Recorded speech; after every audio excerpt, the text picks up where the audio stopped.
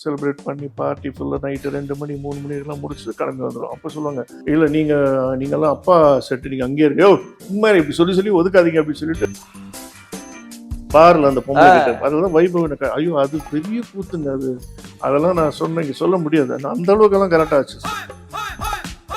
Breast நல்ல பெரிய breast, பின்னாடி பேட் வச்சு பெரிய பட்டெல்லாம் வச்சு நான் பயங்கர அப்படி அமுக்கிட்டு போவோம். கெட்டப்பெல்லாம் கொடுத்து இதெல்லாம் பண்ணிட்டு ஃபுல் கெட்டப்னா அவங்க வந்து சொல்லுவாங்க, ஆடியோ ஷூட்டிங் பார்க்க வந்தவங்க எல்லாம் வந்து இவங்க வைபவ் பிரேம் எல்லாம் வந்து இஷ்டத்துக்கு தட்டுவாங்க, என்ன இதெல்லாமோ தட்டுவாங்க. சரி எல்லாம் ட்ரெஸ் ஆகும் அவங்க போய் ஆம்பளடி அப்போதான் அவங்க ரெஜிஸ்டர் ஆச்சு. நான் வந்து மேலே ஏன்னா ஃபுல்லாக ஷேப் பண்ணாங்க. ஒரு பக்கம் திக்கு இருந்துச்சு எனக்கு, ஏன்னா நம்ம குடும்பம் ஒன்று இருக்கு, இங்கே 10 ரோல் பண்ண குடும்பம் ஒன்று இருக்கு. சரி ஓகே பரவாயில்ல. கோவா கூட்டிட்டு போய் அவங்க இறக்கி விட்டாச்சு. இறக்கி விட்டதுக்கு அப்புறம் கொஞ்சம் மூடிட்டு இருக்கே அப்படின்னாங்க.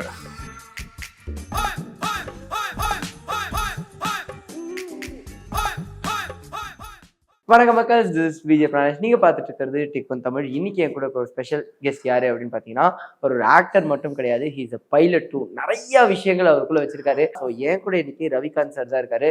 அவர்கிட்ட அவரோட எமோஷன்ஸ் பத்தி, அவர் கடந்து வந்த பாதை பத்தி நிறைய விஷயங்கள் பேச போறோம். வாங்க பேசலாம். வணக்கம் சார். வணக்கம். வணக்கம். எனக்கு தெரிஞ்ச வரைக்கும் விபி சார் உங்களுக்கு வேற மாதிரியான ஒரு ஜோனே கொடுத்தாரு அப்படின்னு வெங்கட் பிரபு சார். எனக்கு என்ன பொறுத்த வரைக்கும் he differs from many commercial directors நான் எப்போ நினைப்பேன். உங்களுக்கு விபி சார் பொறுத்த வரைக்கும் என்னன்னா, அவர் கூட ஷூட்டிங் பண்ணா அது ஷூட்டிங் மாதிரியே இருக்காது. ஒரு ஃபேமிலி, நாங்கெல்லாம் ஒரு குடும்பம். ஸோ பிரபு பிரேம் எல்லாம் எப்படின்னா வந்து அவங்க ஸ்கூலுக்கு போற வயசுல இருந்து எனக்கு தெரியும். அவங்க அப்பா கூட நான் டிராவல் பண்ணியிருக்கேன். இதுக்கு நான் ஒரு எக்ஸாம்பிள் என்ன சொல்லுவேன்னா, நாங்கள் டெல்லியில் ஒரு கச்சேரிக்கு போகும்போது சரண் நாங்கள் எல்லாரும் தமிழ்ச்சங்கம் கச்சேரிக்கு போனோம். பிரபு பிரேம் சரண் நாங்கள் எல்லாருமே போயிருக்காங்க. அங்கெல்லாம் போனோன்னா கச்சேரியெல்லாம் முடிச்சோன்னா ஈவினிங் இவங்கெல்லாம் கிளம்பிட்டாங்க. இல்லை நீங்கள்லாம் அப்பா செட்டு நீங்கள் அங்கேயே இருக்கு, உண்மையை இப்படி சொல்லி ஒதுக்காதீங்க அப்படின்னு சொல்லிட்டு நான் அமர் சார் சொல்ல, இல்லை ரவி இப்போ நான் பார்த்துக்கிறேன் அப்படின்னா, சிவராமன் ஏன்னா பாவலர் வரதனோட பையன். சிவராமன் நான் தான் எப்பயுமே அமர் கூட இருப்போம். ஓகே. ஸோ அவருக்கு வேண்டிய சாப்பாடு, அவருக்கு ரோஸ் மில்க்னா ரொம்ப பிடிக்கும். ஸோ சிவராமன் சாப்பாடுனா நான் ரோஸ் மில்கெல்லாம் வாங்கி அமர் சார் கொடுத்துட்டு, அண்ணா ஓகே அண்ணா கம்ஃபர்டபுளான்னு சொல்லி நம்ம வெயிட் பண்ணிட்டு இருப்பாங்க அப்படிங்கிற அவர். எல்லாம் போனால் as usual will go celebrate பண்ணி பார்ட்டி ஃபுல்லாக நைட்டு 2 மணி 3 மணிக்கெல்லாம் முடிச்சுட்டு கிளம்பி வந்துடும். அப்போ சொல்லுவாங்க, உங்களை வந்து எங்கள் கூடயே நாங்கள் ஞாபகம் சேர்க்கக்கூடாது, நீங்களாம் வந்து எங்களோட ஃபாதர் சைட் செட்ஸ் அப்படிம்பாங்க அந்த மாதிரி. ஸோ ஏன்னா ஆமாம் கிட்டத்தட்ட அப்படி, ஏன்னா இவங்களாம் குழந்தைகளே நாங்கள் பார்த்துட்டு வந்திருக்கோம். அப்போது அமர் சாரோட ஒய்ஃப் பிரபு அவங்க அம்மா நான் அவங்கள அண்ணியும் தான் கூட கலாணி சொல்லுவாங்க, பிரபு கூட சொன்னாங்க, பிரபு நீ இனிமேல் என்ன படம் பண்ணாலும் ரவி இந்த படத்தில் இருக்கணும் அப்படி. ஏன்னா அந்த ஃபேமிலிக்கு ரொம்ப க்ளோஸ் ஆகிட்டேன் நான். அப்படி ஆரம்பிச்சதுக்கு அப்புறம் தான் ஃபர்ஸ்ட் சரோஜா பண்ணதுக்கப்புறம் மங்காத்தா பண்ணோம். சாரி கோவா பண்ணோம். கோவா பண்ணதுக்கப்புறம் தான் மங்காத்தா. கோவா பண்ணும்போது கூட பிரபு என்கிட்ட சொல்லலை, இங்க திருநீர்மலையில் ஷூட்டிங், ஒரு கல்யாண சீன், நீங்க ஒரு கல்யாண புரோகிதர் அப்படின்ட்டாரு. சரி ஓகே பிரபு, கல்யாணம் பண்ண மீசெல்லாம் எடுத்துடலாமா, please you are comfortable take it அப்படின்னா எடுத்து அந்த அதில் தான் கோவாவில் பார்த்தீங்கன்னா வந்து அது செகண்ட் சீன். ஆக்சுவலாக அந்த ஃபாரினர் வந்து அந்த இந்தியன் கேர்ளை கல்யாணம் பண்ணிக்கிற சீன். அப்போ வந்து அந்த புரோகிதரை வந்து ஃபர்ஸ்ட் சீன் என்னன்னா வந்து ஒரு பள்ளிக்கூடத்து வாதியரை வருவேன். அப்போதான் மெயினாக வந்து பிரேம், வைபவ் அண்ட் ஜெயோட இன்ட்ரோடக்ஷன். அது எனக்கு தெரியாது. ஸோ கல்யாண சீன் முடிச்சோம், ஓகே சி ப்ரோ பாய் அப்படின்ட்டாரு. நெக்ஸ்ட் டே வந்து மேனேஜர் ஃபோன் பண்ணுறாங்க, யார், ரஜினி சார் பொண்ணு ஆஃபீஸில், பாஸ்போர்ட் இருக்கா உங்களுக்கு, இருக்கு கொடுத்து அனுப்புங்க ஆஃபீஸ்ல. கொண்டு போய் கொடுத்துட்டு வந்துட்டேன். லங்காவியில் ஷூட்டிங். நாங்கள் யார் படங்க, இப்போ வெங்கட் பிரபு படம். ஏங்க என்ன முடிஞ்சு போச்சுங்க அப்படி. இல்லைங்க இருக்குங்க லங்காவியில் பேலன்ஸ் இருக்குங்கன்னாங்க.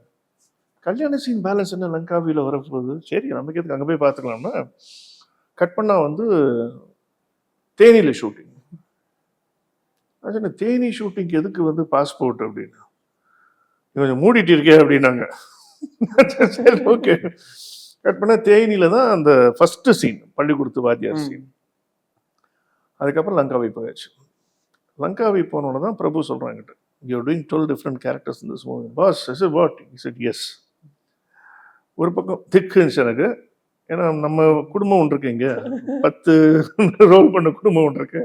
சரி ஓகே பரவாயில்ல, இது காமெடி படம் தானே ஓகே சொல்லிட்டு லங்காவி போன உடனே ஃபர்ஸ்ட் டே வந்து சர்தார்ஜி. சிங்கு லாரியில வர இவங்க மாதிரி. இல்ல இவங்களை வந்து நான் கோவாக்கு கூட்டு அதான். போற சீன் இது. கோவா கூட்டிட்டு போய் இவங்க இறக்கி விட்டாச்சு. இறக்கி விட்டதுக்கு அப்புறம் இவங்க வந்து அந்த அம்மன் சிலையெல்லாம் திருடுறாங்க. திருடி பணம் எல்லாம் வாங்கிட்டு டோட்டல் கெட்டப் அவங்களுக்கு மாறுது. தாடி எல்லாம் எடுத்துட்டு ட்ரிம்மா வந்து அப்படி நிக்க 4 பேர் லைனா நிக்கிறப்ப நான் வந்து ஒரு இன்ஸ்பெக்டரா அந்த ஜீப்ல வருவேன். வந்து அப்படி இறங்கினோன்னா இவங்க பயந்துருவாங்க. மாட்டிட்டோம்டா மச்சான் அப்படின்னு. நான் நேரா ஃபுல் கோவத்துல அவங்க கிட்ட வந்து அப்படி தள்ளி விட்டு நேரா உள்ள போய் ஏய் சாய் அப்படிம்பேன் நான். ஆமா. அவங்களுக்கு அப்பதான் ஒரு ரிலீஃப் கிடைக்கும். அதுல வந்து பிரபுவோட அசோசியேட் தான் என் கூடயே வருவான் அதுல. ஓகே. ஓகே. அது முடிச்சோட இன்டர்வல் பிளாக் வரும். இன்டர்வல் பிளாக் முடிச்ச உடனே அந்த சர்ச் ப்ரீஸ்ட் நானு சம்பத் எல்லாருமே அந்த ஃபாதர் கெட்டப்ல வருவோம். ஆமா. ஃபாதர் கெட்டப் வந்து அது முடிச்ச உடனே வந்து அந்த ஃபாரினர் கேரக்டர் வருவாங்க. அதுல வந்து அந்த 4 ஃபாரின் கேர்ள்ஸ் கூட கட்டி பிடிச்சு ஒரு டயலாக் ஒன்று பேசுவேன். பிராபியஸ் சோவரிவரா பிரபாஸ்கி அப்படின்னு டயலாக். அது என்னன்னா தேங்காய் ஸ்ரீனிவாசனும் மலேசிய வாசனோட அண்ணனும் மலேசியால ஒரு ப்ரோக்ராம் பண்ணாங்க ஸ்டேஜ்ல. ஓகே. அதுல தேங்காய் ஸ்ரீனிவாசனோட லாங்குவேஜ் தான் இது. ஓ, இது அவரோட லாங்குவேஜ். அவரோட லாங்குவேஜ் இது. அவரும் ராக்கெட் ராமன் தான் இந்த லாங்குவேஜ்ல பேசிப்பாங்க. அந்த லாங்குவேஜ் அப்படி உருவி தான் நான் இதுல அடிச்சு விட்டேன் நான். ஓகே. இது உருவர் தான் எல்லாமே சினிமால தான் கணக்கு. ஒரு செம காமெடி பண்ணியிருப்பார் தேங்காய் ஸ்ரீனிவாசன் அதுல. ஸோ அதை போட்டு முடிச்சதுக்கு அப்புறமா தான் வந்து அந்த பைலட்டா வரும். இந்த பொண்ணு வந்து கிளம்பி போவா. இந்த டிக்கெட் கீழே வந்து எடுத்து கொடுப்பேன் நான். ஆமா. அதை முடிச்ச உடனே இங்க ஸ்னேகாட்ட வந்து வைபவ் அடி வாங்குவோம் ஒரு பார்ட்டி ஹவுஸ்ல. அது ஈஸியால ஷூட் பண்ணுவோம். அதுக்கப்புறம் கசினோ கப்பல்ல மேனேஜர். கப்பல்ல மேனேஜர் அந்த ஷாட்டை முடிஞ்சதுக்கு அப்புறம் வேற இது வரும். லேடி கிட்ட பண்ணுவாங்க. பார்ல அந்த பொம்பளை கிட்ட. அதெல்லாம் வைபவ் எனக்கு ஐயோ அது பெரிய கூத்துங்க அது.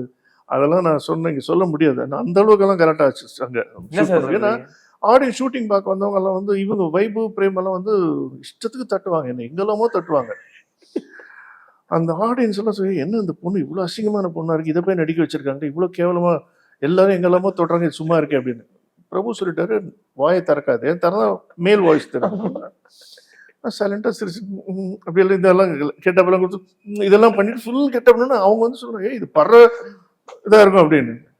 அந்த ஷார்ட் முடிச்சு எல்லா ட்ரெஸ்ஸும் அங்கே போய் ஆம்பளடி அப்பதான் அவங்க ரெஜிஸ்டர் ஆச்சு. நான் வந்து மேல ஏன்னா ஃபுல்லா ஷேவ் பண்ணிட்டாங்க, கைகி முடி கால்கில் செஸ்ட், ஏன்னா பிரஸ்ட் நல்ல பெரிய பிரஸ்ட், பின்னாடி பேட் வச்சு பெரிய பட்டெல்லாம் வச்சு நான் பயங்கர அப்படி அமுக்கிட்டு போவான். இது காமெடி தாங்க, இதை சொல்றது ஒன்றும் தப்பு ஒன்றும் இல்லை. ஸோ அதனால அதுக்கப்புறம் தான் தெரிஞ்சு இட் வாஸ் ஃபீமேல் மேல் என்ன ஃபீமேல் கெட்டப் அப்படின்னு. அது முடிச்சதுக்கு அப்புறம் தான் அந்த சிம்பு நயன்தாரா இவங்கெல்லாம் வந்து மீசை எடுப்பேன் நான் நாட்டாம. அதான் கிளைமேக்ஸ் அது.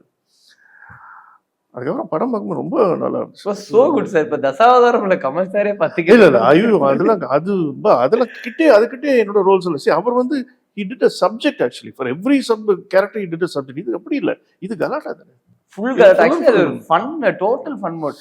அதுக்கப்புறம் மங்காத்தா பண்ணீங்க. மங்காத்தா பண்ணோம். அதுவுமே மங்காத்தா வந்து ஆக்சுவலா வந்து என்னோட ஈஸ்வர் வீட்ல தான் ஷூட் பண்ணுவோம். அந்த கிளைமேக்ஸ் கூட கிளைமேக்ஸ் அந்த அர்ஜுனோட அந்த ஸ்விம்மிங் பூல் அந்த பெட்ரூம் எல்லாமே நம்ம வீடு தான் அது.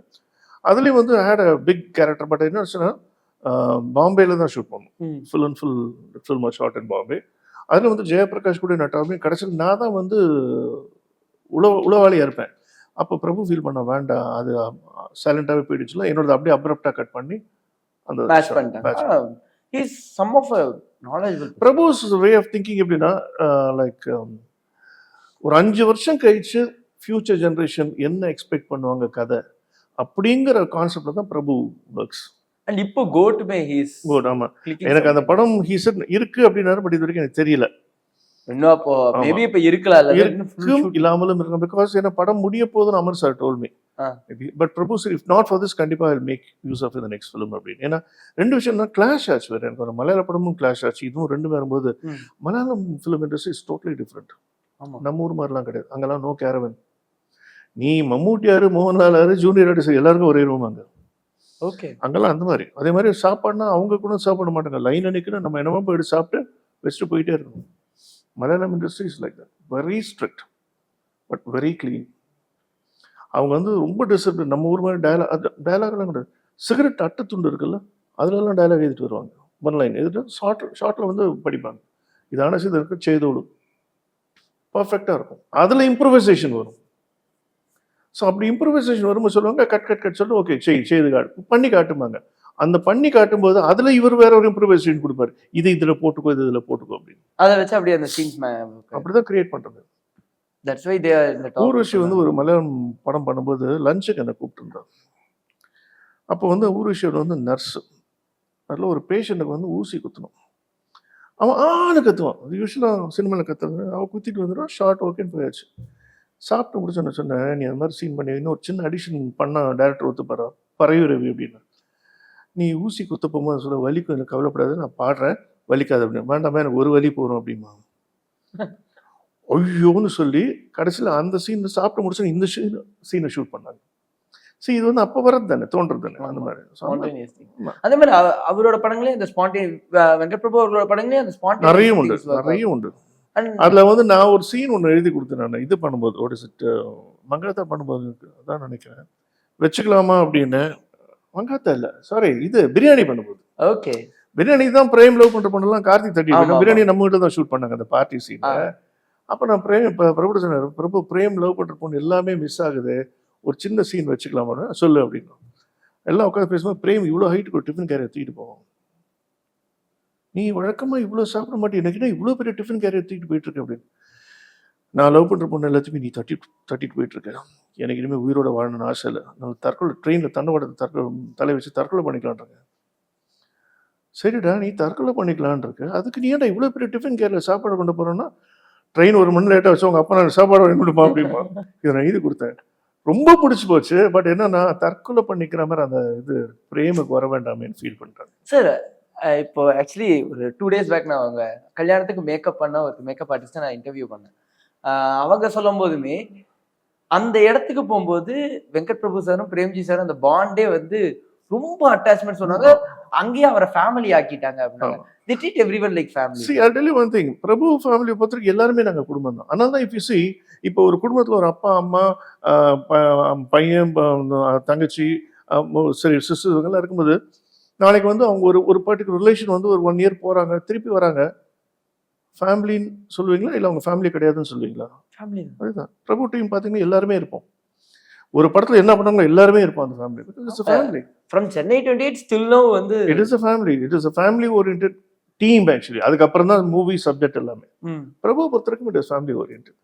அது பிரேம்ஜி சார் கல்யாணம் அட்டெண்ட் பண்ணிக்கலாம். எனக்கு தெரிஞ்சு 90s கிட்ஸ் எல்லாருமே சந்தோஷமா தாய்லாந்துல இருக்கேன் நான். ஓகே, என்னால போக முடியல. நான் அமர் இன்விடேஷன் அனுப்பிச்சார் எனக்கு. நான் சொன்னேன் இல்லை, இத்தனைக்கும் நான் தாய்லாந்துல இருந்து அமருக்கு ஃபோன் பண்ணேன், வீடியோ கால் போட்டு. நான் சொன்னேன் இங்க இருக்கேன். அப்போ வனிதா நானும் வண்டியில போயிட்டு இருக்கோம், ஜோவிக்கும் வனிதா மேக்கப் போட்டுட்டு இருக்கோம்னா அமர் விஷ் பண்ணார் வனிதாக்கு. அப்போ வனிதா சொல்லிச்சு, எங்க படத்துல பிரேம் இருக்காங்க எங்க படத்துல. ஓகே, படத்துல. ஸோ அமர் விஷ் பண்ணி சரி வாங்க வந்ததுக்கு அப்புறம் பார்க்கலாம் நான். somewhat ஆனா this team is so special. Venkat Prabhu is a family team. அவ்வளவுதான். புதுசா யாருன்னா வந்தானா அந்த புதுசா வர்ற அன்னைக்கு மட்டும்தான் புதுசா, அதுக்கப்புறம் is also part of the family. அதான் அவருமே சொல்றாரு. இன்னொன்று அதான் சொன்னேன், எங்களை பொறுத்த வரைக்கும் அந்த ஷூட்டிங் மாதிரி இருக்கும், ரொம்ப ஜாலியா இருக்கும். ஆனால் சீன்ஸ் போயிட்டு இருக்கும். இங்க வாட்ஜு இஷ்டத்தை கலாட்டா பண்ணிட்டு இருப்போம், அங்க போயிட்டு சீன் போயிட்டு இருக்கும். மற்ற மாதிரி சைலன்ஸ் அதெல்லாம் சவுண்டே வராதுங்க. ஏன்னா பிரபு நோஸ் ஹிஸ் மைண்ட் அப்படி போயிடுச்சுன்னா, இந்த குதிரைக்கு கடிவாளம் கட்ட மாதிரி வெளியே என்ன நடந்து அந்த ஃப்ரேம்குள்ள போயிட்டு அந்த ஃப்ரேம்குள்ள தான் அப்படியே உட்காந்துருப்பாரு. இந்த வருஷத்தோட எனக்கு தெரிஞ்சு மோஸ்ட் எதிர்பார்க்கிற டைரக்டருமே அவராதான் இருக்காரு. பாசிட்டிவ்லி கண்டிப்பா. ஸோ எனி அப்டேட்ஸ் ஆன் உங்க கேட்பீங்களா சார்? இந்த மாதிரி படம் பத்தி நான் கேட்கறது உண்டா? இல்லைம்மா, அதுக்கு டைமே இருக்காது. ஏன்னா பிரபு டோட்டலி இல் பி பிஸி. இன்னைக்கான ஒரு நாளைக்கு வழியில பார்த்தா உண்டு, இல்லைன்னா என் வண்டியில வந்து ஒரு 2 சிம்பிள் நான் வச்சிருப்பேன். ஓகே, என்னோட ஃபர்ஸ்ட் சிம்பிள் அந்த லெஃப்ட் ஹேண்ட் சைடு வந்து மியூசிக்லயே முதல் நோட். யார் மியூசிக் வாசல் அந்த நோட் இல்லாம வாசிக்க முடியாது. ஓகே, புள்ளையார் சொல்லி மாதிரி it is called G club. அது வந்து கங்கைமரனோட லோகோ. ஓகே, அது நான் எப்போ எந்த வண்டி வேணாலும் ஃபர்ஸ்ட் நான் அந்த லோகோ என் வண்டியில் வச்சிருவேன். அதே மாதிரி வலது பக்கம் பார்த்தா என்னோட சிம்பிள் இருக்கும், டைரக்ஷன் சிம்பிள் இருக்கும். இந்த 2 சிம்பிளுமே என் வண்டியில் இருக்கும். ஸோ எல்லாருக்குமே தெரியும் இந்த வண்டி அப்படின்னு. ஸோ அமரோட வண்டிக்கு நான் அந்த சிம்பிள் ஒட்டி கொடுத்துருப்பேன். Bro where are you going? I said I'm here. Yes I am following அப்படிமா. ஸோ அந்த மாதிரி அது பார்த்து. ஸோ ஆனால் சார் இப்போ அதே மாதிரி அமரோட ஆர்கெஸ்ட்ரா பார்த்தீங்கன்னா கூட, கச்சேரி பார்த்தீங்கன்னா முக்கால்வாசி ஆர்கெஸ்ட்ராவில் அப்போல்லாம் வந்து இப்போல்லாம் எங்கிட்ட பிளாட்டிங் மிஷின்ஸ் இருக்கு. இந்த ஸ்டிக்கர் கட் பண்ணுறதுக்கு என்னோட மிஷின்ஸ் இருக்கு. அப்போல்லாம் மிஷின் கிடையாது. அப்போல்லாம் கையில் கட் பண்ணுவேன். கையில் கட் பண்ணி அந்த இன்ஸ்ட்ருமெண்ட் அமரோட ட்ரூப் எல்லா ஆர்கெஸ்ட்ரா இன்ஸ்ட்ருமெண்ட்ஸும் அந்த ஜி கிளப் சிம்பிள் ஓட்டியிருப்பேன். இன்றைக்கும் நான் கச்சேரியில் பார்த்தா அந்த ஜி கிளப் பார்த்தா தனியாக ரிஃப்ளெக்ட் ஆகிட்டு இருக்கு. இந்த மாதிரி ரிஃப்ளெக்டர்ஸ் தான் எல்லாமே பண்ணிட்டு இருப்பேன் நான். இந்த ஒரு இன்டர்வியூக்கு ரொம்ப ரொம்ப thanks. Thank you so much. And thanking you